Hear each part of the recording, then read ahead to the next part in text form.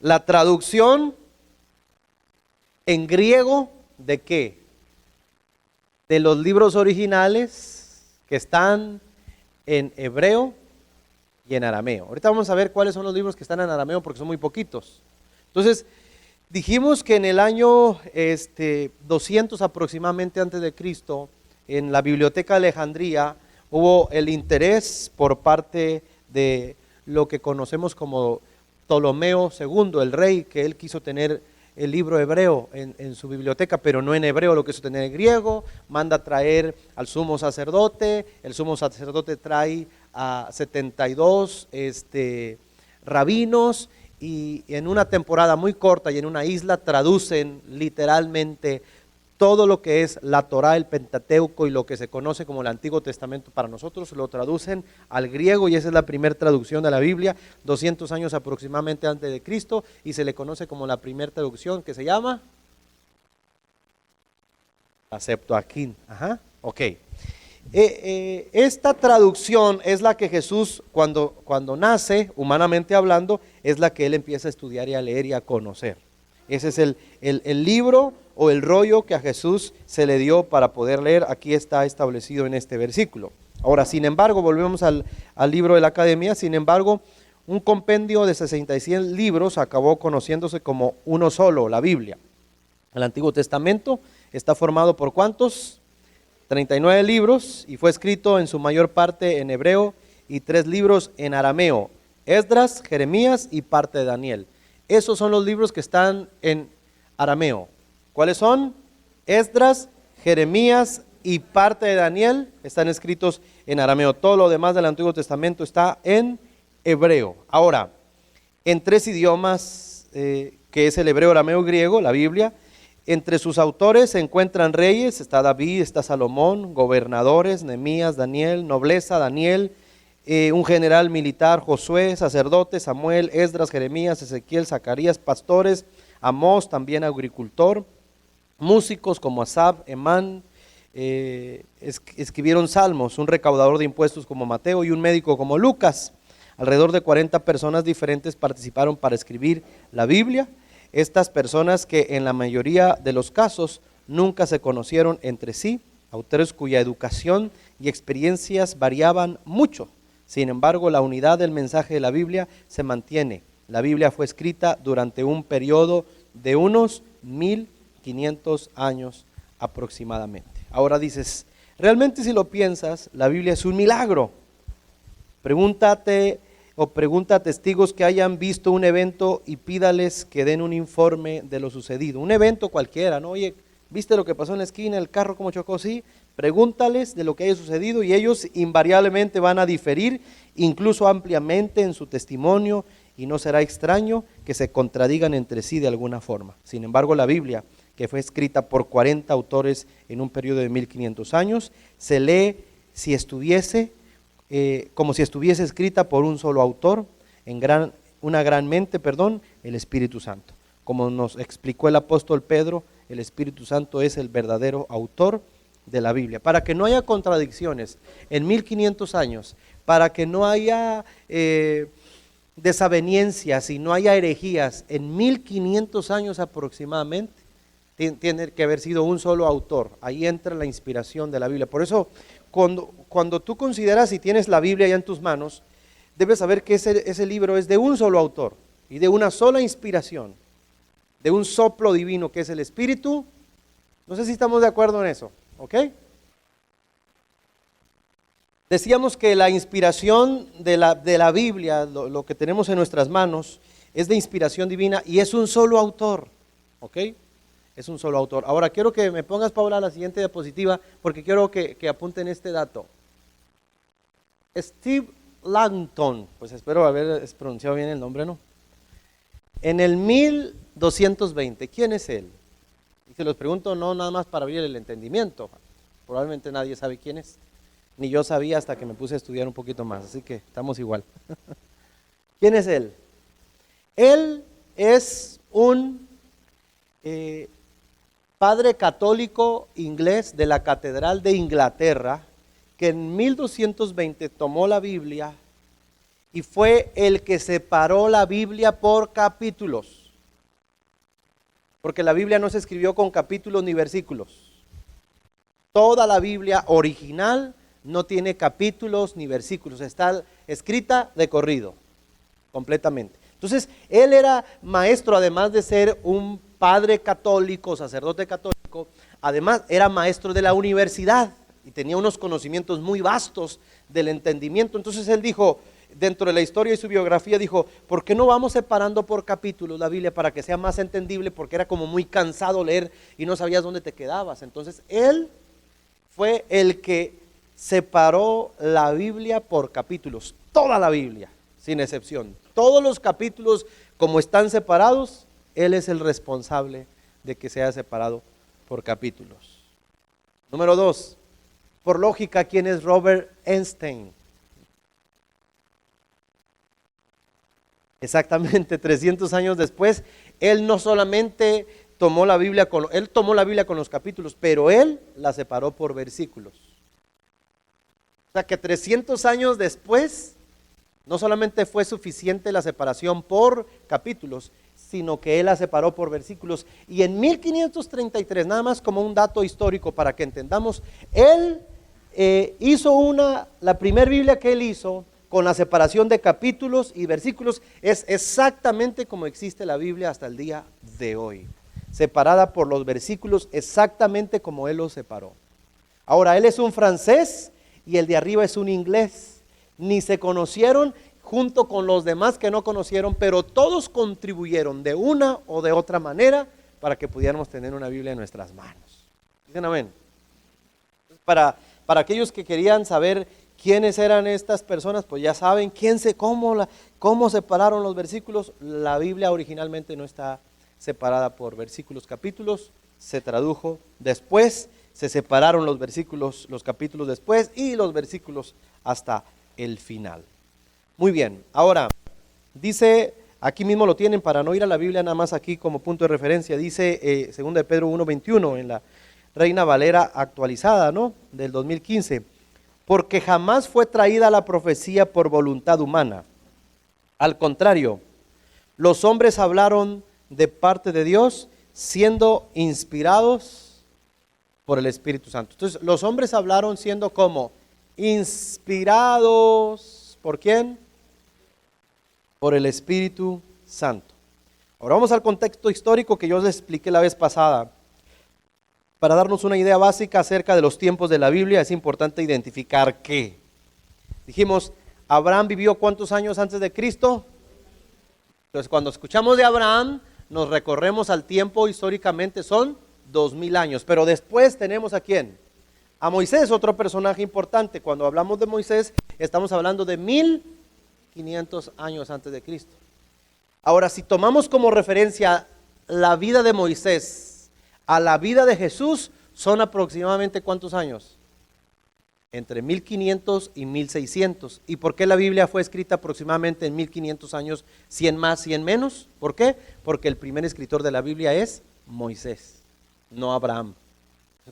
A partir de la primera escritura inicia el conteo de cómo se fue escribiendo la palabra de Dios. Entonces, David vivió ¿cuántos años antes de Cristo?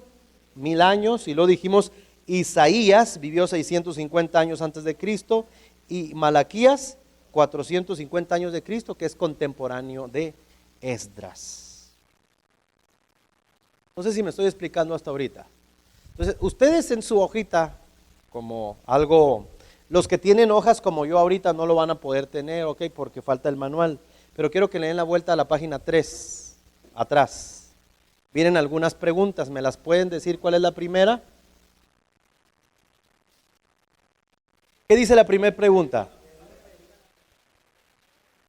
¿De dónde se deriva la palabra de la Biblia? Nada más para una... Del griego. ¿Y Biblia significa? Rollos, libros, es prácticamente lo mismo. Siguiente pregunta, nada más para recordar todo. ¿Quién recuerda eso? Y acabamos de leer el texto, inspiró, soplo. La palabra inspirar viene de soplo, ¿verdad? De soplo de vida. Ahora, nada más eran dos preguntas que quería, eso lo van a contestar de acuerdo al primer capítulo cuando tengan su manual. Quiero que veamos este video porque la Biblia tiene géneros literarios, diferentes géneros literarios. Mientras ves el video puedes anotar algunas cosas si gustas para continuar en el capítulo que ya estamos leyendo, que es el capítulo 1, ¿verdad? Pongan atención a este video, por favor. La Biblia es una colección de muchos libros que cuentan una misma historia de principio a fin, pero todos esos libros fueron escritos en diferentes estilos literarios. Sí, piensa en esto como si entraras en una librería donde cada pasillo tiene una clase distinta de literatura. Tenemos historia o poesía o narrativa, y cuando eliges un pasillo y tomas un libro, vas a tener expectativas muy diferentes. Buscarás cosas diferentes. Cierto, todos los libros son literatura, pero comunican de maneras muy diferentes. Sí, y es lo mismo con respecto a la Biblia. Si no prestas atención al estilo en el que están escritos, te perderás el esplendor de cada libro. Entonces, ¿cuáles son los principales tipos de literatura en la Biblia? Bueno, primero que nada tenemos la narración. Compone nada menos que el 43% de la Biblia. Después de eso tenemos la poesía, que compone el 33% de la Biblia. Y luego tenemos lo que podrías llamar discurso en prosa, que compone el 24% restante. Casi la mitad de la Biblia es narración. Sí, y esto no es un accidente. Las historias son la forma más universal de comunicación humana. De hecho, nuestros cerebros están diseñados para recibir información a través de historias. Y las historias son realmente entretenidas. ¿Por qué? Bueno, las historias nos entrenan para encontrarle sentido a los eventos que aparentemente suceden en la vida al azar, tomando esos eventos y poniéndolos en una secuencia. Y luego, cuando están juntos, puedes empezar a ver el significado y el propósito de todo. ¿Y qué es lo que une todo esto? Bueno, las buenas historias siempre tienen un personaje que quiere algo, y luego, a través de estos personajes, el autor puede explorar las grandes preguntas de la vida, como quiénes somos y qué es lo que verdaderamente importa en la vida. Y una buena historia siempre involucra alguna clase de conflicto. Algún reto que superar, justo como en nuestras propias vidas. Y eso nos obliga a pensar en nuestros propios retos, en por qué hay tanto dolor o decepción en el mundo y qué podemos hacer al respecto. Y las historias usualmente terminan con alguna clase de resolución que nos da esperanza para nuestras propias historias. Ya que estas son historias bíblicas, ¿me muestran los personajes cómo debo vivir? Pues ese no es el punto. La mayoría de los personajes de la Biblia tienen defectos muy profundos. No debería ser como ellos, pero sí debemos vernos a nosotros mismos en ellos, lo que nos ayuda a ver nuestras vidas y nuestros defectos desde una nueva perspectiva. Y sin que te des cuenta, estas historias comenzarán a afectarte y cambiarán la manera en que ves el mundo, a otras personas y a ti mismo. Ahora, hay diferentes tipos de narrativa en la Biblia. Sí, tenemos la narrativa histórica, pero también las parábolas narrativas y las narrativas biográficas cortas, como los 4 evangelios. Los examinaremos en otros videos más adelante. Ok, después tenemos la poesía, que honestamente no leo mucho. Sí, como la mayoría de las personas, pero 1 de cada 3 capítulos en la Biblia es poesía. Sí, ¿por qué tanta poesía? Bueno, los poemas hablan principalmente a través de un denso lenguaje creativo, uniendo imágenes para ayudarnos a visualizar el mundo de manera diferente. Los poemas usan mucha metáfora para evocar tus emociones y tu imaginación. Mucho lenguaje elegante, pero ¿no sería más fácil simplemente decirme lo que necesito saber? Bueno, piénsalo. En la vida tendemos a formarnos rutas mentales y pensamos mediante estos caminos familiares que son muy difíciles de escapar a través de la lógica o el razonamiento. Y lo que hace la poesía es obligarnos a salir del camino que nos es familiar hacia un nuevo territorio. Es astuto. Y hay diferentes tipos de poesía en la Biblia. Hay muchas clases de canciones o salmos. Después tenemos la poesía reflexiva de los libros de sabiduría. Y luego tenemos la resistencia apasionada de los profetas. Ok, el último gran tipo literario es el discurso en prosa, que compone 1/4 de la Biblia. Sí, estos son discursos, cartas o ensayos. Y el enfoque aquí es construir una secuencia de ideas o pensamientos en un argumento lineal que requiere una respuesta lógica, como, hey, ¿has pensado acerca de esto? También deberías considerar cómo se conecta con esto otro. Y si haces esto, entonces verás que esto es el resultado y a la luz de esa conclusión, por tanto, probablemente debes dejar de hacer eso para que esto otro sea el resultado. Así que me estás persuadiendo con razonamiento. Sí, el discurso te obliga a pensar lógica y consistentemente y luego a hacer algo al respecto. El discurso bíblico se encuentra en los conjuntos de leyes, en la literatura de sabiduría y en las cartas escritas por los apóstoles. Está bien. Entonces cada libro de la Biblia tiene un estilo literario. No, de hecho, la mayoría de los libros tienen un estilo literario primario, como narrativa, por ejemplo. Pero luego, incrustado en la narrativa, encontrarás poemas, parábolas o una colección de leyes. Todo libro bíblico tiene una combinación propia de estilos literarios. Y para leer bien ese libro necesitas estar familiarizado con cada tipo de literatura y cómo funcionan. Sí, así que sabrás a qué ponerle atención y qué preguntas hacer. Pero antes de que veamos cada tipo, hay una característica más unificadora de la literatura bíblica que es realmente importante y realmente genial. Y eso es lo que exploraremos próximamente. Bueno, son tres estilos literarios, ¿no? Es la narrativa, que es la mayoría, son narraciones de lo que está pasando, lo que pasó. La parte de la poesía, donde vienen los salmos, unas partes proféticas en el Antiguo Testamento, y lo que son discursos en prosa, como las cartas del apóstol, entre otras. Esos son géneros literarios. ¿Qué vamos a hacer durante este aprendizaje en este primer módulo? Vamos a ir comprendiendo tan claramente la estructura de la palabra de Dios, que vamos a estar tan familiarizados con la historia, que vamos a saber manejarla de tal manera que vamos a comprender el panorama completo cuando alguien esté leyendo las cartas, o cuando alguien esté leyendo Daniel, o cuando alguien esté leyendo Jueces. Vamos a tener una comprensión total en el sentido general de lo que significa la palabra y dónde nos ubicamos cada uno de nosotros de acuerdo a la historia del pueblo de Israel, que termina siendo también nuestra propia historia. Amén. Dice que, continuamos en la página 4, el primer escritor de la Biblia fue Moisés, ¿verdad? Es una pregunta capciosa esa, ¿no? Siendo un sobreviviente de la dictadura de Faraón, rescatado por su hija y adoptado como príncipe de la realeza. Es por ello que fue capacitado en las mejores escuelas egipcias, de donde aprendió a leer y escribir. Al mismo tiempo fue preparado en artes de guerra, defensa personal, y disponía de los más elevados conocimientos científicos y tecnológicos de su tiempo. Es por ello que tiene la habilidad, o tenía la habilidad para escribir los primeros 5 libros de la Biblia, incluyendo, tal vez, dicen que también él escribió el libro de Job. Recibió su llamado de parte de Dios de forma directa mientras pastoreaba las ovejas de su suegro. Ahí en la zarza que ardía fue establecido para fungir como libertador y representante del Dios de Abraham, de Isaac y de Jacob. Y fue a partir de entonces que Moisés dejó su puesto empresarial para meterse de lleno en la liberación del pueblo hebreo, que para entonces ya tenía 430 años de esclavitud. Ahora, pongan atención a lo que les voy a decir. Muchas personas, no pocas, por eso digo mucho y no estoy haciendo un énfasis negativo, muchas personas dentro del ámbito cristiano, general, mundial, de alguna manera tienen una aversión o una enemistad con la idea de estudiar, de capacitarte. Lamentablemente la mayoría de nosotros los pastores, aquí hablo a título personal y de todos los pastores, te sorprenderías que el 92% de los pastores en México no tienen ni siquiera terminada la preparatoria. Y lo hacen bien, o sea, no estoy hablando mal, estoy hablando de que hacen su trabajo y recibieron el llamado. Son solo el 8% de los pastores en este país que tiene una licenciatura o un bachillerato terminado. Y esto viene arrastrando, con todo lo que estoy comentando, viene arrastrando esa idea del no capacitarte, de que el Señor te va a hablar y tú deja que el Espíritu te guíe, deja que te enseñe.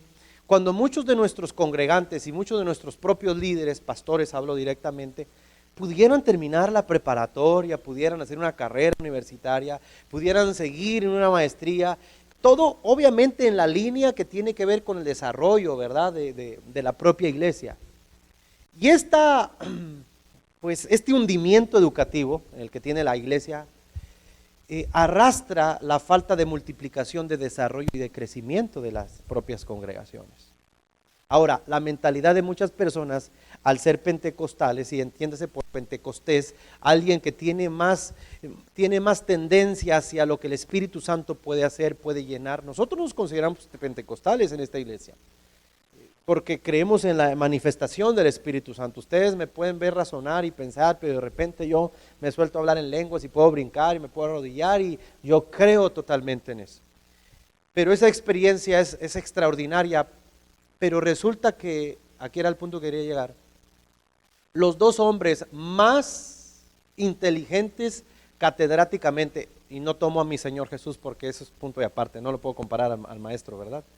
Pero los dos hombres más capacitados, tanto en el Antiguo Testamento como en el Nuevo Testamento, fueron los que más libros escribieron. Moisés fue el más capacitado de todos. Fue un universitario de Egipto, pues para que nos podamos entender. Entonces, su capacidad de conocimiento científico, conocer el mundo de su actualidad o en su actualidad y tener estrategias, hablar varios idiomas, era un hombre muy capacitado. Ahora, su capacidad académica fusionada con su experiencia con Dios, pues hizo de él un gran hombre y dejó grandísimas enseñanzas escritas para nuestro tiempo. Ahora, Moisés era muy inteligente, pero su experiencia fue sobrenatural, la zarza que ardía y no se consumía.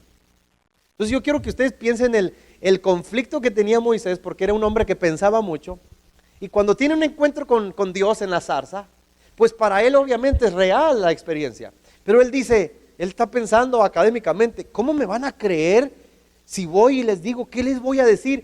Porque él no es pentecostés, pues. Está teniendo una experiencia espiritual, pero él está diciendo, pero me estás enviando con gente muy capacitada y me estás enviando con Faraón y yo conozco a esa gente, cómo piensa, cómo sabe todo lo que conoce. Sin embargo, cuando él llega con el pueblo, ya una vez que acepta su llamado, imagínate que el mayor catedrático de los hebreos, en este caso Moisés, les tenga que decir, vengo de parte del yo soy, así me dijo que se llamaba, ¿y cómo y qué? Pues me lo encontré, y una zarza que no se consumía y una llama. Mucha gente que lo escuchó a la primera vez dijo, pobrecito, se quedó loco. Algo le pasó.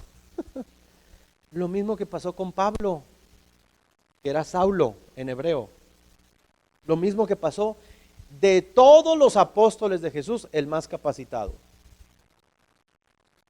Y que tuvo una experiencia similar a la de Moisés. En este caso él, un rayo de luz, se cae del camello, del caballo, del elefante, quién sabe dónde andaba, no dice la Biblia en dónde, pero cae, dice que todos vieron el rayo, pero solo él escuchó la voz y quedó ciego 3 días. Y entonces él empieza a hablar porque tuvo una experiencia. Ahora, une la experiencia espiritual, sobrenatural del Espíritu Santo con todos los conocimientos académicos que tienes, y ¿qué produces? Un progreso para el reino de Dios, un avance, un desarrollo extraordinario.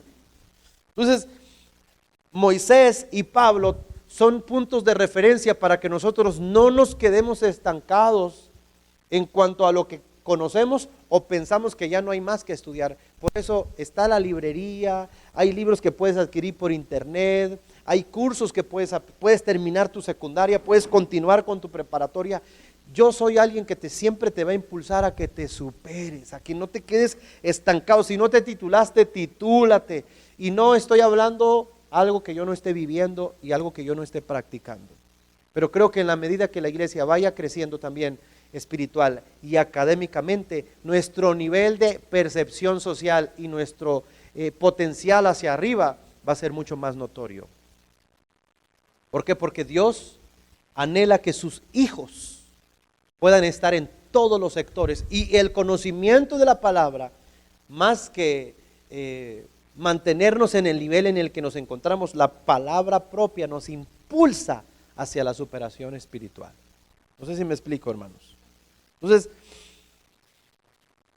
cuando empezamos a leer la palabra y empezamos a conocer los contenidos bíblicos, vamos a saber que Dios siempre anhela que su iglesia, que sus hijos se impulsen, que no se queden rezagados. Página número 5, por favor. Es una pregunta.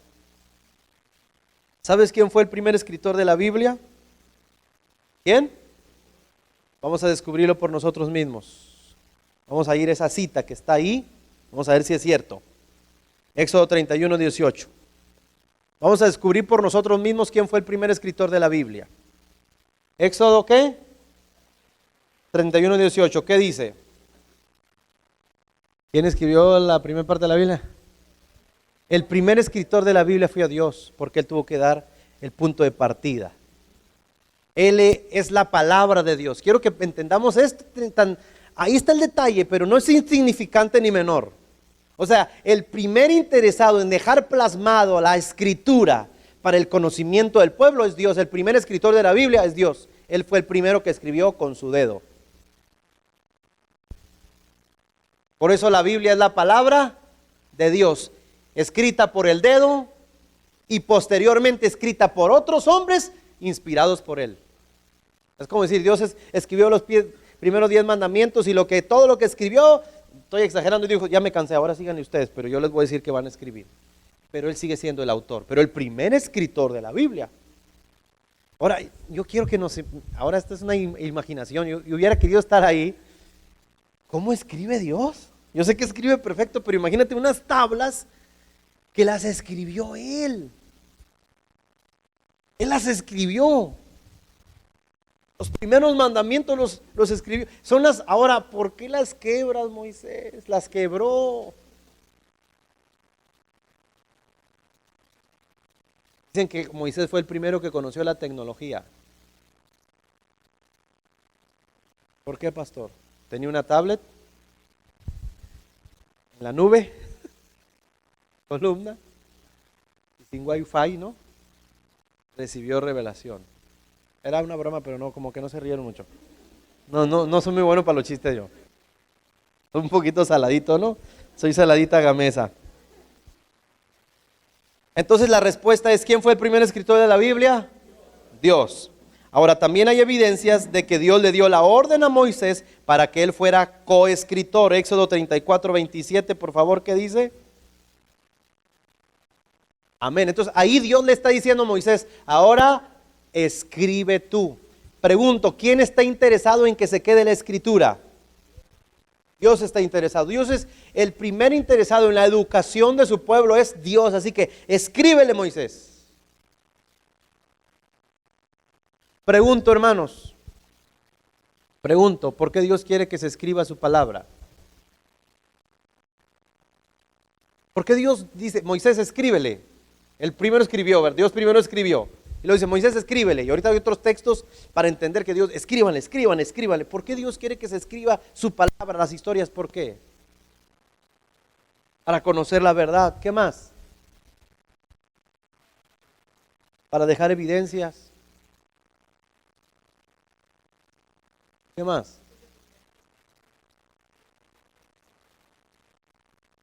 Porque hay un pacto. Comprender su voluntad. ¿Qué más? ¿Por qué Dios quiere que se quede su palabra escrita? ¿Cuál es el mensaje? Porque a través de ella se manifiesta correcto. ¿Hay otro mensaje ahí?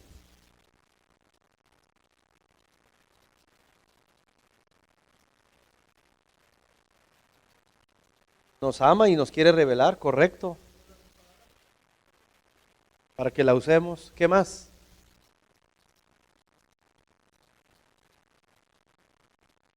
Instructivo. Hay un mensaje, de todo lo que han dicho, hay un mensaje profundo. Algo que la iglesia actual, pienso en general, no está viviendo. La mayoría de los que dicen conocer a Dios no conocen las escrituras que Dios dijo que leyéramos. Nos quedamos con la experiencia. Rechazamos el conocimiento de la palabra. Entonces tenemos gente que asiste, que escucha predicadores, que canta alabanzas, pero no sabe nada de la Biblia.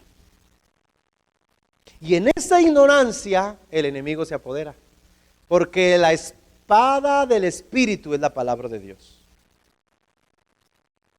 Y si somos espirituales, tenemos que conocer la palabra. Entonces, lo que yo entiendo, además de las respuestas que algunos de ustedes dieron, lo que yo entiendo es que Dios dice, está bien, me van a conocer a mí, van a tener experiencias conmigo, pero conozcan, lean, aprendan, estudien, reflexionen, mediten en lo que estoy escribiendo. O sea, el primer encuentro con Dios, si lo ponemos desde una perspectiva educativa, es la palabra de Dios.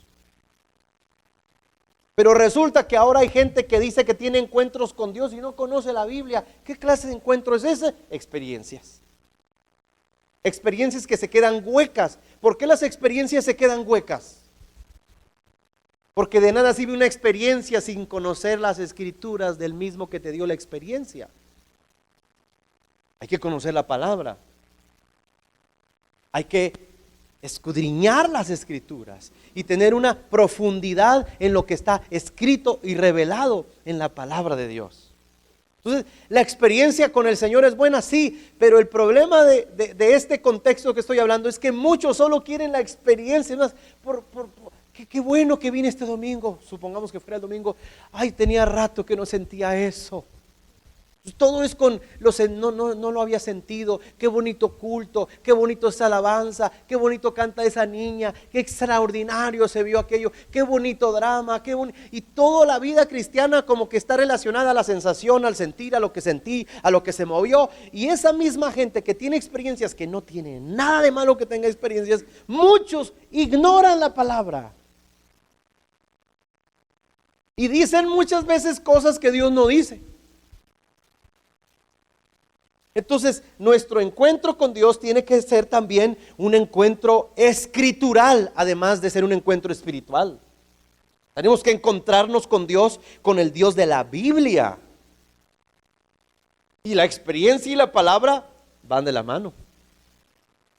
Pero no podemos decir que conocemos a alguien que ni siquiera estudiamos el libro que nos dejó para que lo conozcamos. ¿Cómo puedo conocer a Dios? Conociendo y estudiando la palabra. Es la única manera que puedo conocer a Dios. Sí, es la única manera. Los demás son experiencias. Pero la única manera que yo puedo conocer a Dios es conociendo su palabra. Porque Dios no está para que yo me lo imagine. Dios no dijo, a ver, los voy a dejar a que se imaginen. Usen su imaginación para que piensen cómo soy. No, Dios dejó la escritura no para que lo imaginamos, sino para que lo conozcamos. Pues ¿quieres conocer a Dios? Conócelo, ya está en la palabra. Cuando conozcas la palabra, conoces al Señor.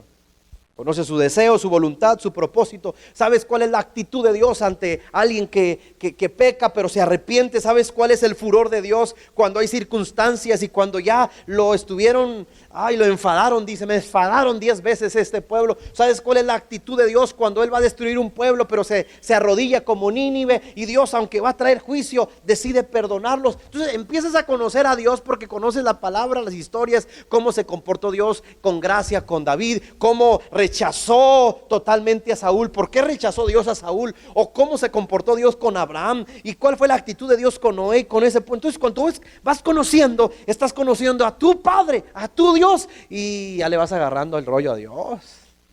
Ya vas sabiendo que cuántos son 4 y 5 en el Señor.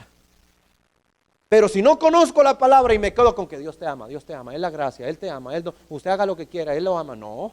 Y cuando vas a la palabra, entonces hay gente que no le gusta leer la Biblia. Porque lo poquito que porque lo poquito que lee, no le gusta. No le gusta. A mí déjenme con la experiencia, pero la experiencia no te va a cambiar. Te vas a sentir bien. Pero si quieres conocer a Dios, hay que conocerlo por la palabra. Y para conocerlo a Dios, hay que darnos tiempo para leer. ¿Sí me explico, hermanos?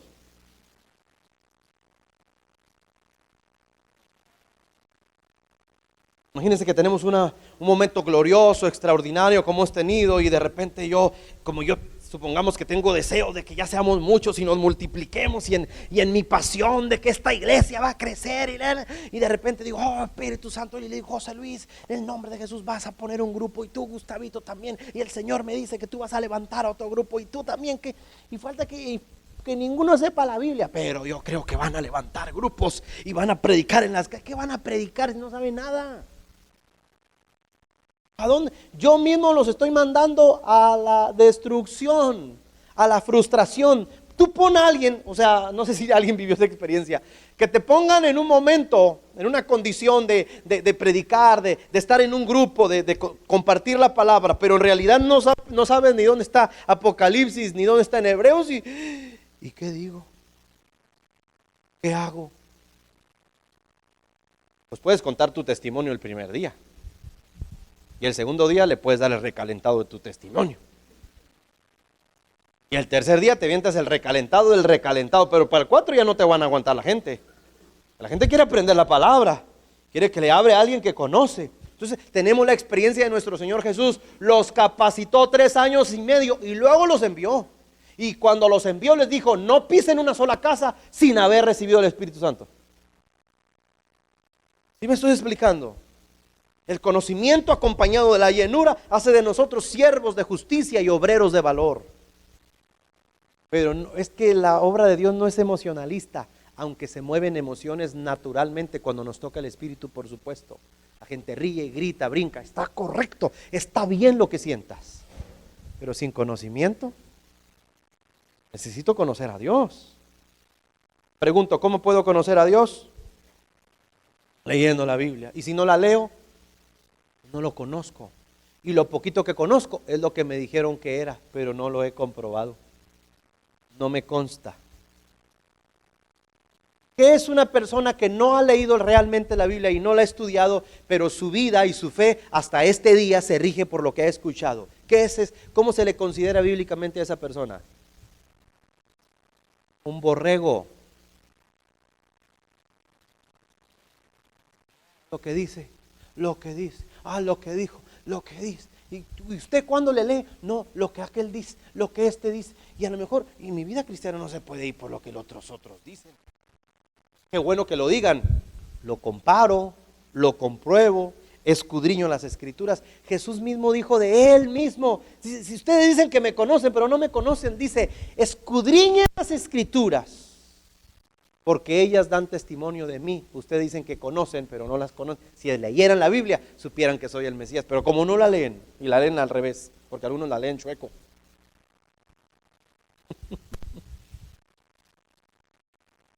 Conocer a Dios es conocer la palabra. Dicen amén.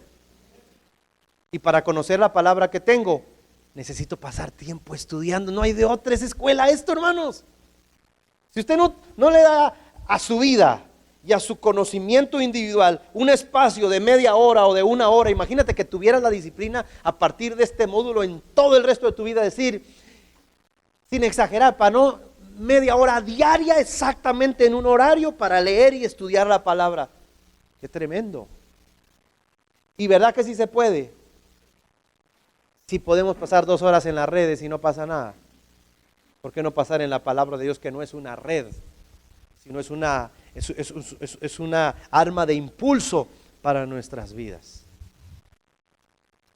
Entonces, nuestra experiencia aunado al conocimiento y al desarrollo de cada uno de nosotros, científico, académico, de la parte formativa, si estás en la secundaria, terminas la prepa, haces un diplomado, todo lo que te lleve a mejorar, hágalo. No se quede. En otras palabras, supérate, porque lo puedes hacer en el nombre de Jesús. Dicen amén.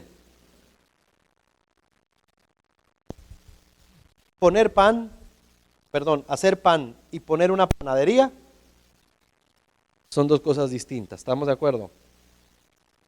Hay gente que sabe hacer rico pan. Y los que lo conocen de cerca, o quien conocen a esa mujer de cerca, dicen, riquísimo, o sea, si vendieras pan, se comprara en todo Hermosillo. Pero saber hacer un rico pan y poner una panadería son 2 cosas distintas. El primero es un talento, pero ese talento necesita una capacidad académica y de administración.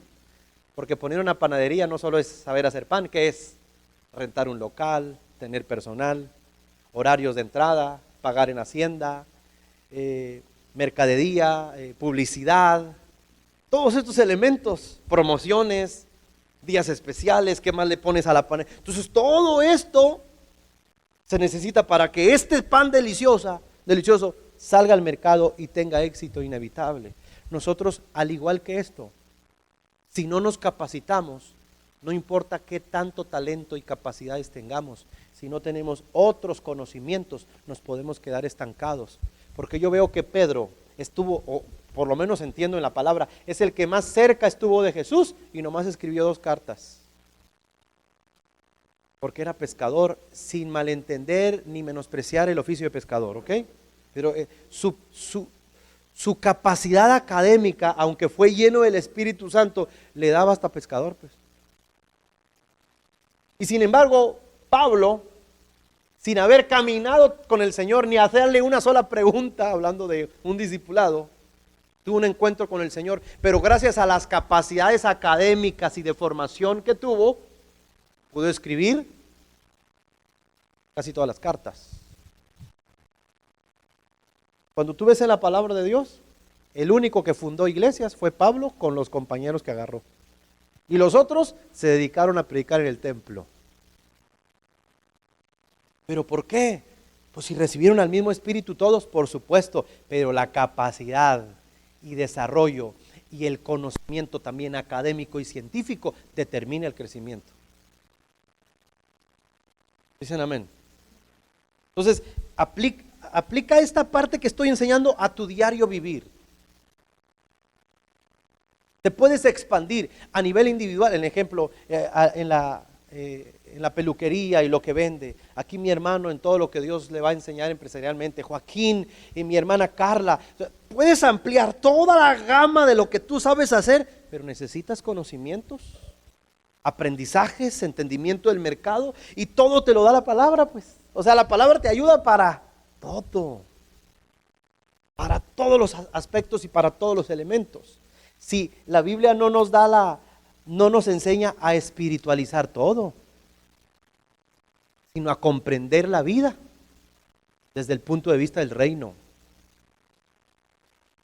Cuando alguien conoce la palabra de Dios, se da cuenta que no todo lo puede espiritualizar, que hay cosas que tiene que decidir, hay cosas que no debe decir, hay cosas que no debe hacer, pero te va dando ese conocimiento la palabra de Dios.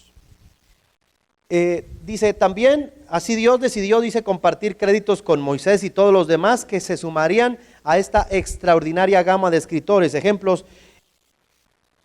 ¿Qué dice fuerte, fuerte, fuerte? El que guste leerlo, Isaías 38.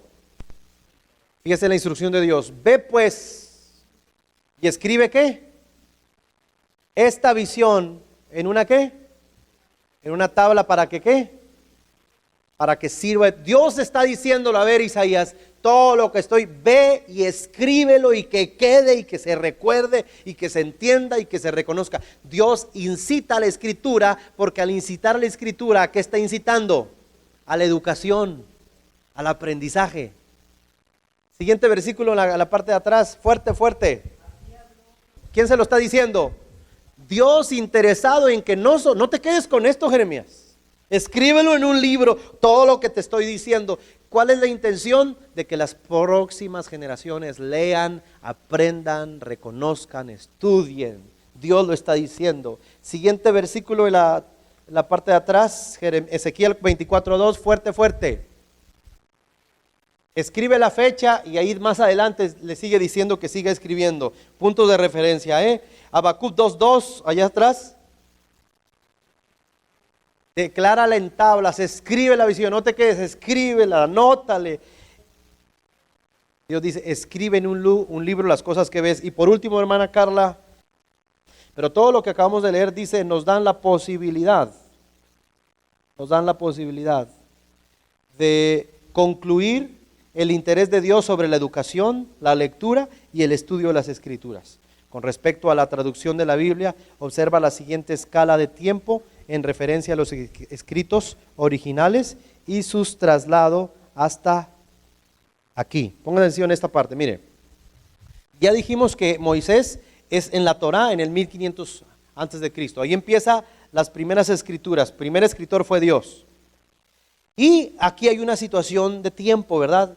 El éxodo en el desierto, ¿cuántos años duró? 40 años porque pasaron aproximadamente 1000 años de historia de aquí hasta la descripción que estoy señalando. 40 años del desierto. ¿Cuántos años para la conquista de Canaán? 7 años. La era de los jueces, ¿cuánto duró? 350 años. Y el reino unido, Saúl, David y Salomón, ¿cuánto duró? Quiero explicar esta parte ya metiéndonos ya en materia de la historia. Mis hermanos, el reino de Israel duró unido 3 generaciones. Saúl, David y Salomón. El siguiente hijo de Salomón, ¿cómo se llamaba? Roboam. Entonces cuando queda, ya, imagínate, ya pasó el tiempo, estamos hablando de 110 años del abuelo, así decirlo, aunque Saúl no fue el abuelo, pero por generación el abuelo, el padre y el nieto. Ahora viene el bisnieto, pero pasaron 110 años porque se dividió el reino de Israel. Y a partir de Roboam, Israel o el pueblo de Dios está dividido entre los reinos del norte y los reinos del sur. Solo había 2 reinos en el sur, que eran la parte de los levitas y Judá. Todos los demás estaban en el norte. Se dividieron. ¿Por qué? Porque viene Roboam a reinar y la gente viene, ustedes lo van a leer en Reyes, viene la gente cansada, también está en Crónicas, y le dice, por favor Roboam, tu papá nos fatigó con impuestos. No seas igual que tu papá. Y nosotros decimos, wow, Salomón, cuánto riqueza. Pues era muy explotador de los trabajadores. Estamos cansados, fatigados de estar pague y pague, porque el otro se daba la gran vida. Entonces le dice, por favor, bájanos los impuestos, no seas tan duro con la mano, ¿verdad? Entonces dice que Roboam le preguntó a los ancianos qué pensaban y dijeron los ancianos del reino, hágale caso a la gente, escucha al pueblo. Pero los ignoró. Y dice que habló a consejeros más sabios, pero más jóvenes. O sea, más jóvenes más bien. Y los jóvenes le dijeron, no le hagas caso a la gente. Es más duro con ellos. Tú dales duro. Entonces, cuando viene el pueblo a recibir la respuesta, porque él dijo, voy a consultar a mi gente, les dijo, no, al contrario, les voy a poner la mano más pesada y les voy a cobrar más impuestos. Ahí se le dividió el pueblo. Y se le fueron 10 tribus. Y él solo se quedó con 2, la tribu de Judá y la parte de los levitas. Entonces entra Roboam y entra Jeroboam y entran 2 reinos. O sea, Israel durante muchos años tenía 2 reyes. El reino del norte, la mayoría, y el reino del sur. ¿De dónde viene Jesús? ¿Del norte o del sur? Del sur. ¿Por qué creen que estamos en el sur de Hermosillo nosotros, hermanos? No es cierto. Jesús viene de la tribu de Judá, pero los 2 reyes, los reyes del norte y los reyes del sur, la mayoría eran unos perversos, idólatras, homosexuales. Bueno, era un relajo los 2 reinos, durante mucho tiempo. Reinaban 40 años, reinaban 30 años, pero algunos hacían cosas buenas. El primer reino, ya lo veremos en la historia, fue esclavizado, y después, años después, el reino del sur, hasta que todos fueron a estar juntos de nuevo, estuvieron juntos de nuevo, pero solo por cuestión de esclavitud. Por los sirios, por los babilónicos. 3 veces fueron llevados a las deportaciones y los tuvieron bajo esclavitud. La última fue pues los romanos, ¿verdad? Después de los griegos. Ahora, ¿qué quiero decir con esto? Debemos entender entonces la historia para aquellos que a lo mejor no lo sabían, que viene el reinado de Saúl, viene el reinado de David y viene el reinado de Salomón, y debes saber que después de Salomón ya no es el mismo reino. A partir de ahí hay 2 reinos en un solo pueblo. 10 tribus por un lado, 2 tribus por otro, y ahí empieza la combinación unos con otros y se hace una mezcolanza, pero sigue siendo el pueblo de Dios, pero dividido. Totalmente dividido. Entonces cuando tú lees Reyes o Crónicas, tienes que saber de qué rey está hablando y de qué reino, pues. Y yo aquí les tengo algunas figuras que más adelante vamos a ver, donde están todos los reyes que hubo antes de Cristo, de los dos reinos. ¿Sí sabíamos eso o más o menos tenían una idea? Entonces el reino solo se mantuvo unido por los primeros 3 reyes. ¿Cuáles fueron? David y Salomón. Después de Salomón, un desastre en la casa, ¿no? Por todos lados. Pleitos por un lado, pleitos por otro, hasta al punto de que casi en ocasiones iban a andar en guerra unos con otros. pero pues Dios tuvo misericordia de ellos. Ahora estamos hablando de que la Torá en el 1500, nada más son cuestiones importantes. Vienen 1000 años de todo este desarrollo hasta lo que yo le llamaba el reino dividido de Judá e Israel, que tiene que ver con 350 años que así estuvieron. Después se van al exilio de Babilonia y luego regresan a la reconstrucción de la tierra. Y bueno, andan de un lado para otro, ¿no? Porque eran profecías. Pero Esdras, en el 440, unifica el Tanaj. ¿Cuántos leyeron Esdras en este ayuno? ¿Cómo se dieron cuenta del espíritu de Esdras de querer recuperar la idea espiritual? O sea, Esdras es un reconstructor espiritual del pueblo.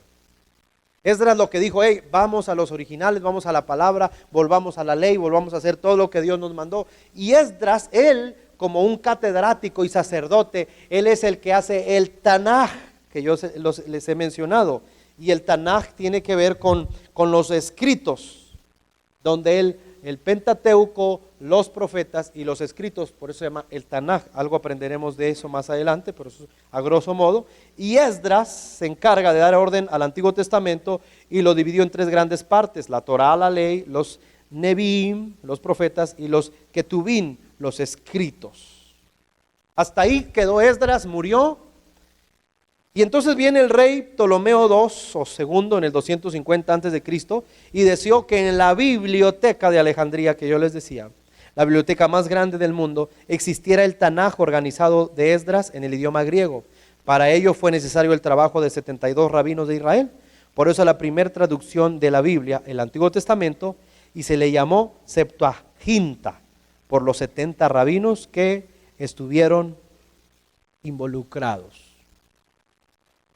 Es imposible que pueda haber el original del original, es imposible. A reservas de las piedras de la ley que no se encuentra el arca del testimonio. ¿Por qué? Porque antes se escribía en papiros y en cueros, pero con el tiempo todos estos se van desintegrando, pues. Pero se fueron rescatando el original y lo original, a tal punto que la palabra de Dios que hoy tenemos nosotros es una palabra tan gloriosa que Dios en su infinita misericordia pudo conservar. Pero si se dan cuenta en la historia, con la iglesia primitiva, aunque los apóstoles fueron los primeros que escribieron, Mateo, Lucas y Juan, Marcos era discípulo de Pedro, aunque ellos fueron los primeros escritores, sus escritos se promocionaron años después, cuando pudieron recabar toda esa información. Es que yo veo en la historia diferentes héroes, no solamente los que vivieron la historia. Para mí también un héroe es el que escribió la historia. Otro héroe es el que conservó la historia. Y otro tipo de héroes es el que tradujo la historia a nuestro lenguaje. Y otros tipos de héroes que también no los conocemos y son anónimos, que trajeron las traducciones a nuestros países a riesgo de ser torturados, matados, quemados. ¿Cuántas Biblias a México no llegarían a lo mejor en barriles que parecieran de cerveza, por exagerar? ¿Pero por qué? Porque hubo un riesgo. Entonces hay muchísimos héroes anónimos para que al final nosotros tengamos la santa palabra de Dios con todos los riesgos que ellos tuvieron que atravesar. Y ahora está en nuestras manos. La palabra de Dios no solamente está en nuestras manos, está organizada históricamente, lo primero, lo segundo, los profetas, de alguna manera históricamente está desarrollada para que sepamos desde Génesis hasta Apocalipsis. Alguien se encargó de organizarla, después la dividieron por capítulo, después la dividieron por versículo, después la tradujeron a nuestro idioma, y todo esto es para que nuestra generación, que somos nosotros, podamos conocer mucho mejor a Dios que lo que ellos conocieron. Porque nosotros tenemos la escritura en nuestras manos. O sea, no hay pretexto para decir, yo no conozco a Dios.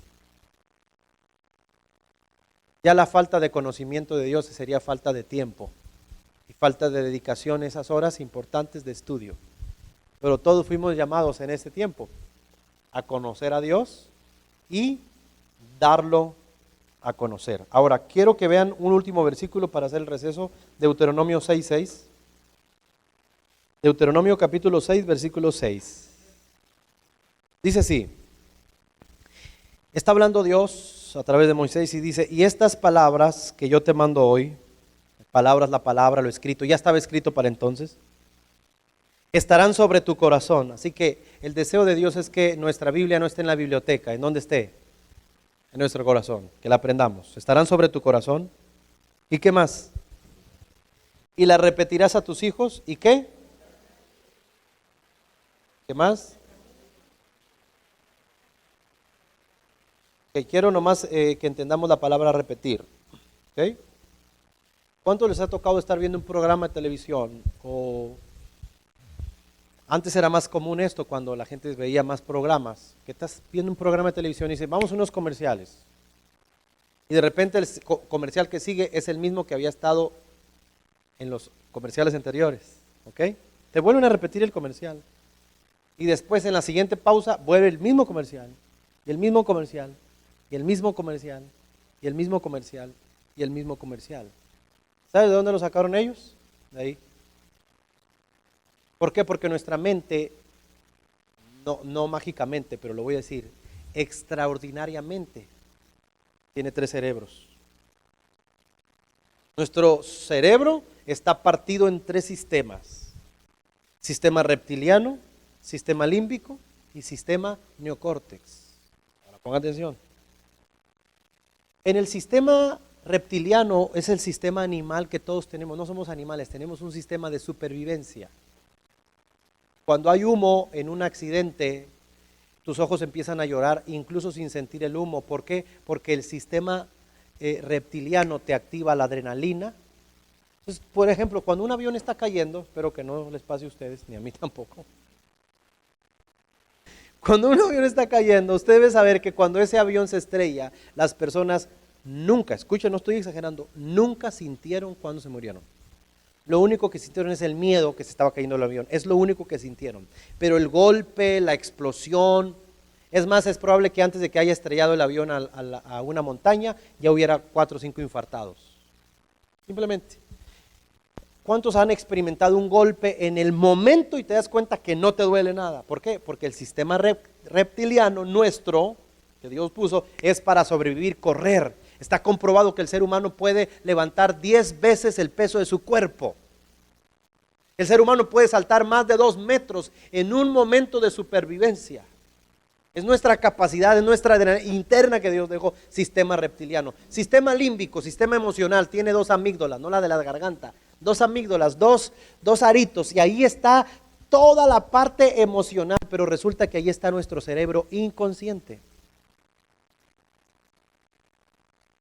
Y nuestro cerebro inconsciente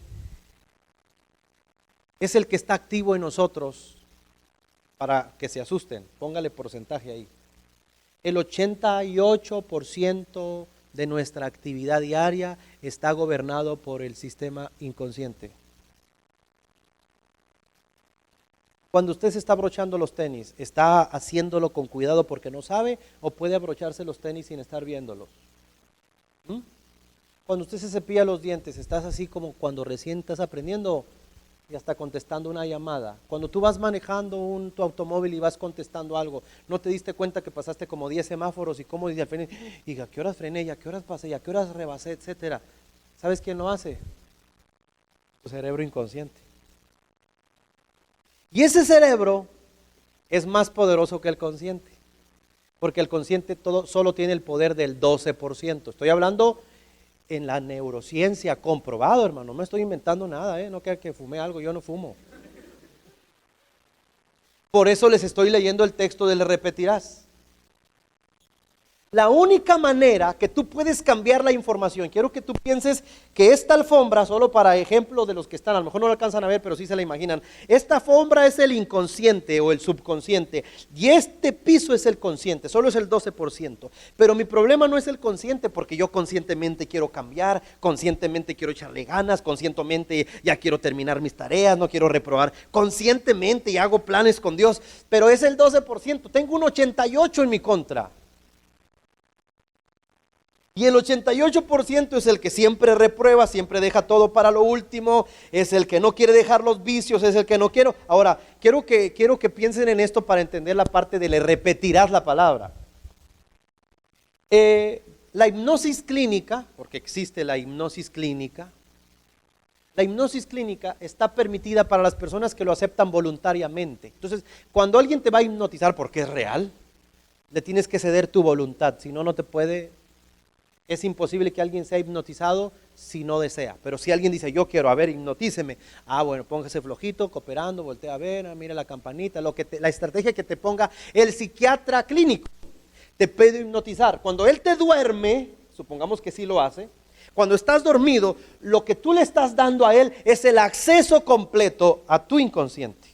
Y él en ese momento, aunque estás dormido, estás despierto, tiene el poder para cambiar todo lo que está allá, aunque cambie durante 30 días o 40 días. Entonces, lo que él hace cuando es una cuestión clínica, para los que no sabían, supongamos que tú eres un fumador compulsivo, ¿ok? Entonces, tienes todas estas partes en tu inconsciente, en subconsciente, que te encanta fumar. Entonces, cuando te duerme en el inconsciente, cuando te duerme, haz de cuenta que entró el psiquiatra y empieza a cambiar todo lo que te gusta, esta parte, todo lo que te gusta, lo empieza a cambiar acá donde las cosas no te gustan, y las cosas que no te gustan, él, en el poder que le estás dando, la pone en este lado y te está diciendo, cuando despiertes, cuando cuente yo hasta 10 y vas a despertar, vas a detestar el cigarro, y cuando huelas el humo del cigarro vas a vomitar, y te empieza a programar el inconsciente. Entonces, cuando la gente despierta de esa programación y le presenta el cigarro o enciende un cigarro y el humo, el paciente tiene la reacción que él le programó, pero le puede durar 1 mes, 2 meses, 4 meses, no más. ¿Sí me estoy explicando? ¿Por qué? Porque esta barrera no se rompe sin repetición. Tienes que repetir y repetir y repetir y repetir y repetir. Y cuando tú repites, cuando menos lo esperas, ¡pum!, se abre y puedes transformar todo esto. Todo esto solo a base de repetición. Sin repetición no hay transformación. La gente que dice, a mí nomás con que me lo expliquen una vez, yo lo entiendo, o sea, no está bien que te repitan siempre. Repetir y repetir y repetir y repetir. Y estas palabras que yo te mando hoy, las repetirás a tus hijos y hablarás de ellas cuando te levantes, cuando te acuestes, cuando andes en el camino, y las pegarás en los postes, en tus cuartos, en tus habitaciones, y repetirás y repetirás. Lo está diciendo la neurociencia por excelencia, el Dios del universo que nos creó, y Él sabe que la única manera que vamos a comprender su palabra, sus escritos, es repitiendo, repitiendo, repitiendo. Hay alguien que dice, eso que el pastor dijo, ya lo escuché la otra vez, pero no lo aplica. Hay que repetirlo. ¿Hasta cuándo? Hasta que lo aplique. Hasta que deje de ser un sermón y se convierte en un estilo de vida. Así que no deje las rutinas buenas, porque se convierten en buenos hábitos. Toca los Espíritu Santo. Hay que leer y leer y leer y leer, como la canción, estás que te vas, y te vas, y te vas, y nunca se va. Repetir, repetir, repetir. ¿Por qué, pastor? Porque va a entrar en tu inconsciente el Espíritu Santo y va a hacer una transformación completa. Va a hacer cambios en tu vida. Ok, mis hermanos, quiero enseñar 2 cosas para terminar y cerrar. ¿Qué es lo que quiere hacer el enemigo, o cuál es el intento del enemigo con respecto al aprendizaje de la palabra? La señal está en Génesis capítulo 3. Lo que el enemigo siempre intentará hacer es que tú dudes de lo que Dios dijo. Eso es una verdad que está casi en el corazón de Satanás. Es el plan para poder destruirte, es que tú dudes de lo que Dios te dijo. Lo que se conoce como en la parábola del sembrador, que él viene a robar la semilla que se sembró. Él roba la semilla. ¿Qué necesitamos para creer la palabra? Hay una cosa que sí necesitamos, y es fácil y difícil a la vez. Necesitamos el corazón de un niño. Los niños creen lo que tú les dices, ¿sí o no? Tiene 3 años el niño o 4, se le cae un diente, ¿cree o no cree que va a venir el ratón? Y cree que es sí o no cree. está con los superhéroes y tiene 5 años, todavía está chiquitito, todavía no tiene noción de circunstancias, ¿cree que puede volar o cree que no puede volar? Tienen esa inocencia de creer inocentemente de que pueden. Ahora, toma esas actitudes de un niño y llévalas a la parte espiritual. Y Jesús dijo, el que no fuere como un niño no puede entrar al reino de los cielos. Y entrar al reino de los cielos, experimentar al reino de los cielos, solo es en cuestión de inocencia. Si tú lo que lees, en vez de creerlo, lo cuestionas, perdón que le voy a decir, nunca vas a entrar ni nunca vas a ver el reino de Dios. Porque vas a estar juzgando o cuestionando, y ¿por qué la hermana ahí está abajo que parece papalote y se mueve para todos lados? ¿Y por qué aquel grita tanto? ¿Y por qué este hermano? ¿Y por qué esto? ¿Y por qué hacen esto? ¿Y por qué dicen aquello? ¿Y por qué aquello? Y cuando tú ves las formas de una congregación o cuestionas la propia palabra que está escrita para decir, no, porque esto no es para este tiempo, porque esto tampoco, es que esto está fuera, es que esto ya no se aplica. Y cuando tú empiezas a cuestionar, entonces eres un fariseo que conoce pero no cree, sabe la palabra pero no la vive. Ahorita dijimos en la experiencia que estaba comentando, es cuando la palabra se repite y se repite y se repite y se repite y se repite, llega al punto que la palabra rompe el inconsciente y empieza a hacer la obra en nosotros y empieza a hacer una transformación. La palabra misma empieza a traer una revolución a nuestras vidas. Ahora, ¿cuál es el efecto poderoso cuando la palabra ya entró? ¿Sabes qué es lo que sigue? ¿Cómo va a salir? ¿Cómo va a salir? Medio tu boca. Cuando la palabra escrita entra a tu inconsciente, se convierte en una palabra viva. Porque al entrar en tu inconsciente tú la crees. Y cuando tú declaras con fe lo que crees, algo sucede en el ambiente espiritual. No sé si me estoy explicando. El poder de la palabra y el poder de la escritura está ahí como nivel primario para entrar a nuestro corazón, hacer una revolución en nosotros y empezar a declararla con nuestra boca. Por eso está Josué 1:8. Lea por favor todos Josué 1:8 para que entendamos esa es la combinación perfecta. El binomio perfecto que Dios estableció para el progreso de su pueblo. Josué 1:8. ¿Qué dice? Pausa. Ahí está totalmente en resumida esta clase.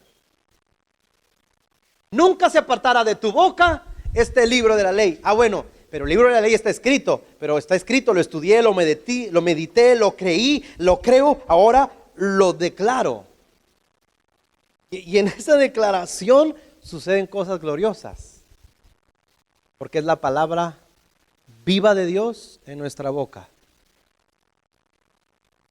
Hermanos, volteen a verme. Si tú vas frente a un, no sé, endemoniado, ¿no? Como algunos exorcistas católicos así le hacen. Y ves al demonio y le enseñan la Biblia y le pones una cruz, le echas agua bendita. ¿Sabe qué le va a pasar? Naranjas, nada. Así se rieron y no la conté para que se rieran. ¿Qué le va a pasar? Nada, no naranjas. No le va a pasar nada, hermanos. ¿Por qué? Porque esta palabra, sin que se ofenda a nadie, no tiene poder sola, pues. Es tinta y papel. ¿Estamos de acuerdo en eso? Pero es muy poderosa. Pero es poderosa no porque está escrita, es poderosa cuando yo la creo. Entonces, yo estoy enfrente de un demonio, yo no necesito enseñarle la Biblia. Él me tiene que escuchar a mí. Y lo que yo le diga, eso es lo que va a hacer. Y no porque sea superior en el sentido de mejor, sino porque Dios me dio autoridad, porque creo la palabra, porque creo en lo que está escrito, porque Jesús me dijo, porque la palabra de Dios está ahí, porque yo soy la iglesia, porque soy el cuerpo de Cristo, porque el Señor me dio autoridad sobre toda fuerza del enemigo. Todo eso lo creo. Entonces cuando viene un endemoniado, ¡sus! Sale corriendo como gallina desplumada. ¿Por qué? Porque mis palabras, con la palabra viva en mi corazón, tienen mucho poder. Esto lo descubrieron los del el PNL, no sé si lo han escuchado, la programación neurolingüística. Programación neurolingüística. ¿Qué es? Ellos dicen que tú te puedes programar con las cosas que dices y con lo que decretas. Ellos descubrieron verdades espirituales, pero no en el sentido espiritual. Solamente descubrieron verdades, pero sin la revelación de la palabra. Están huecos. Pueden tener ciertos efectos. Declara y di, declara positivo, positivo. Eso es un aspecto de la programación neurolingüística. No, pero en el Espíritu Santo, en la palabra de Dios, sí hay bases sustentables para entender que lo que yo declare creyéndolo, lo voy a recibir. Hay bases, pero lo tengo que creer. Por eso dice la palabra, creí, por lo cual hablé. Nosotros también creemos, por lo cual hablamos. Entonces, no se trata de repetir textos de memoria, se trata de declarar la palabra que creo. Señor, yo lo creo, yo lo digo, lo declaro, yo lo vivo en el nombre de Jesús. Es una creencia real. Y nuestras palabras tienen un efecto poderoso para transformar la materia. ¿Sí me estoy explicando? Tiene un efecto poderoso. Pero muchas personas no conocen la palabra. ¿Y cómo la van a conocer entonces? ¿Y cómo van a declarar? ¿O qué cosas van a decir? ¿Qué van a decir? Escuché algo bonito en la iglesia, pero digo cosas negativas en la casa. ¿A cuál de los dos eres? ¿El de la iglesia o de la casa? El que amén, aquí gloria a Dios, banderazo y sombrerazo y medio, aleluya, aleluya. Pero en la casa no hay dinero, no hay, ¿cómo le vamos a hacer? Y nos van a quitar esto, nada. ¿Cuál de los dos eres? ¿El de allá o el de acá? Pues iba a decir, no te entiendo cuál de los dos eres. ¿A cuál le creo? Cuando tenemos que ser íntegros en nuestras palabras. Ninguna palabra corrompida, ninguna palabra negativa salga de vuestra boca, la que sea buena para la necesaria edificación. Estoy aprendiendo las escrituras, las historias, porque voy a aprender de las historias, voy a aprender de lo que está declarado, de las promesas, mi identidad en la palabra, porque al final el efecto poderoso es lo que yo termine diciendo de lo que creo en la palabra de Dios. Los resultados de tu vida cristiana no es lo que sabes, es lo que crees. ¿Me puedo saber la Biblia entera? Sí, pero si no la creo, pues soy maestro de historia nomás. No es lo que sé, es lo que creo. Así que una persona con un texto que crea es más poderosa que aquel que se sabe toda la Biblia pero no cree nada. Y si le crees a la palabra de Dios, si crees la escritura, crees que es inspirada por Dios, crees que es la santa palabra de Dios, que es la misma boca de Dios que inspiró a todos estos hombres, entonces la reverencia y la honra que le debemos dar a esta escritura debe ser sublime. Y debemos creer lo que está escrito. ¿Cómo hizo Jesús para que Satanás se fuera de su presencia? ¿Porque era hijo de Dios? ¿Cuántas veces lo atacó en el desierto? 3 veces. ¿Y qué hizo Jesús? Las 3 veces, escrito está, escrito está, escrito está. O sea, no dijo, Satá, estoy en ayuno, estoy en ayuno. O no se puso a cantarle coritos. O no le dijo, ¿acaso no sabes que yo soy el Mesías, el ungido? No, él le dijo, escrito está, escrito está, escrito está. ¿Por qué? Porque la revelación de la palabra de Dios escrita en tu boca y declarada es una espada que atraviesa a Satanás. Que Satanás no te soporte a ti, no soporta la palabra de Dios. No la soporta. Termino con esto. Cuando tú lees la escritura, Satanás tuvo un pensamiento e hizo una declaración. Escucha bien, Satanás dijo, subiré a las alturas. Es lo que dijo Satanás. Subiré, levantaré mi trono, me iré junto a las estrellas del norte y ahí haré mi trono, ahí haré mi morada. Todo eso lo declaró Satanás. ¿Y qué pasó? Nada se cumplió. ¿Por qué, hermanos? Porque Satanás no tiene algo que nosotros sí tenemos. Satanás no tiene poder en sus palabras. Aunque lo haya declarado, no se cumplió. ¿No? Lo dijo, lo declaró, subiré, estaré, y lo dijo, y lo dijo. Y Satanás se dio cuenta que no importa lo que él declare, él no tiene poder en su boca. Entonces Satanás dijo, no tengo poder en mi boca, pero ellos sí tienen. Así que Satanás anda buscando bocas para tener autoridad. Sin bocas disponibles de Satanás, Satanás no tiene poder. Pero él sabe que nosotros sí tenemos poder en nuestras palabras. Cuando tú empiezas a estudiar la palabra y la crees, y la razonas, y la meditas, y la piensas, empiezas a conocer a Dios. Primeramente, conoces la mente de Dios está en la palabra. Lo que Dios quiere que conozcamos de Él, lo escribió. Lo que Dios quiere que conozcamos de su comportamiento, ya lo escribió. No tenemos que andar haciendo un descubrimiento inconsciente, está consciente. Dios dice, así me comporté con la primera generación, esta fue mi reacción con Adán y Eva, así me comporté con Caín cuando mató a Abel, así fue mi comportamiento con Abraham, así me le declaré a Sara cuando se rió, así fui con Lot, así fui con Sodoma y Gomorra. Quiero que veas cómo fui con José, cómo me rebelé a sus hermanos, cómo estuve con Jacob, cómo estuve con Isaac. Quiero que veas cómo traté con Moisés y con un pueblo que yo saqué y se rebeló contra mí. Así traté con ellos. Iban a entrar en 40 días, pero duran 40 años y yo dije, no van a entrar. Y cuando llegaron los jueces y tú empiezas a decir, estoy conociendo cómo Dios obra. Estoy conociendo a mi Padre, estoy conociendo su corazón. Sé lo que le gusta, lo que no le gusta, lo que le agrada, lo que no le agrada. Sé cuando se enfada, sé cuando se molesta. Y cuando a la veces yo puedo tener un error como alguno de esos personajes, ya sé por qué caminito debo elegir, ¿no? Entonces, estoy conociendo la mente de Dios porque conozco su palabra. Las historias me son un ejemplo para mí. Me sorprende la historia de aquel hombre que Dios le dijo, le dijo al profeta, dile que se va a morir. Eso le digo, Señor, sí, que se va a morir. Y ahí va el otro.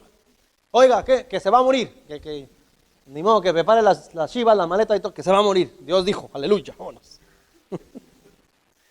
Y cuando este hombre se regresa, al que le dijeron que se iba a morir, se arrodilló.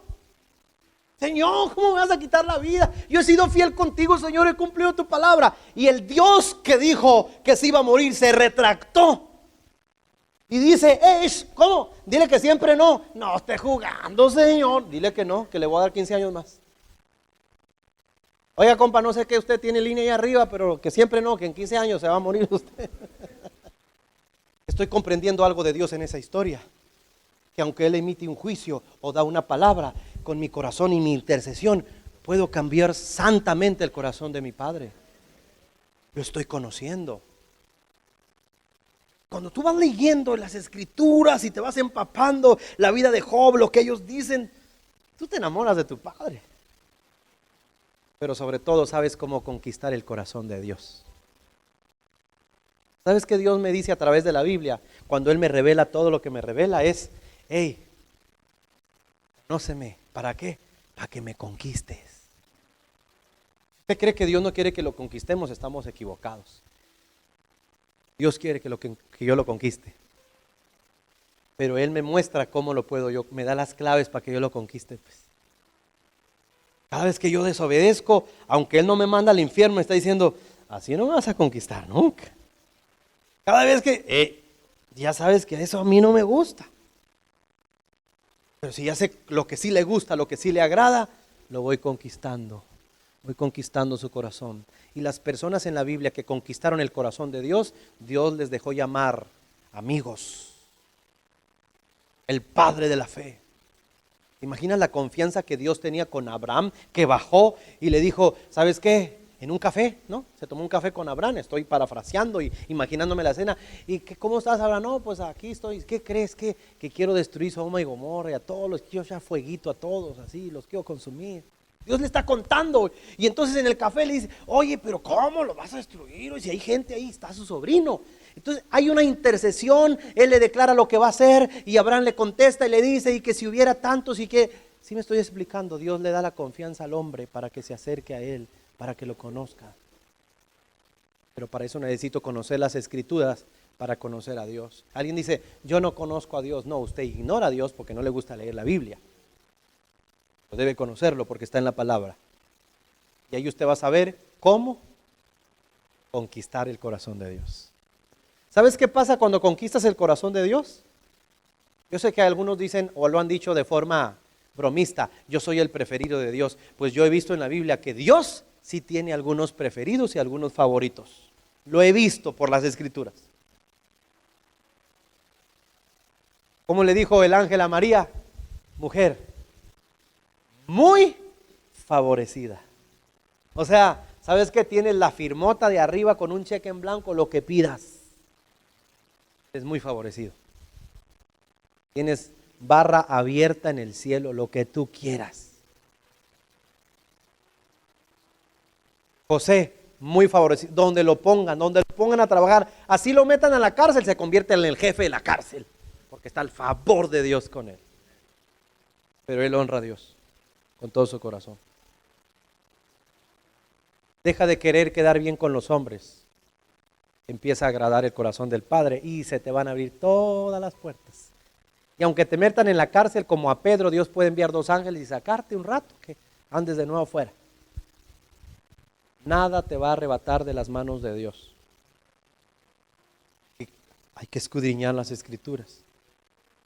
Estás aprendiendo a conocer a Dios a través de su palabra.